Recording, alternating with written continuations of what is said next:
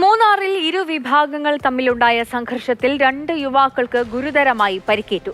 സംഘർഷം നിയന്ത്രിക്കാനെത്തിയ traffic police ഉദ്യോഗസ്ഥന് നേരെയും ആക്രമണമുണ്ടായി. സംഭവത്തിൽ 5 യുവാക്കളെ പോലീസ് അറസ്റ്റ് ചെയ്തു.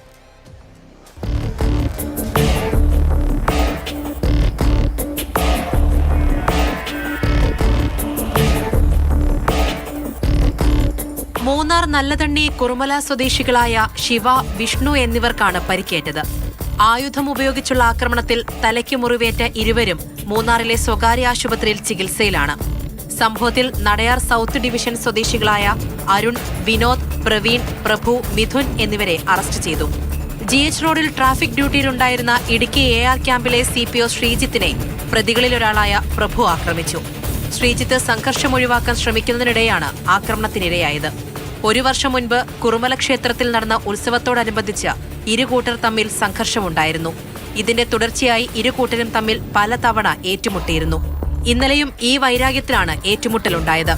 ദേവികുളം കോടതിയിൽ ഹാജരാക്കിയ പ്രതികളെ റിമാൻഡ് ചെയ്തു. മാതൃഭൂമി ന്യൂസ്, ഇടുക്കി.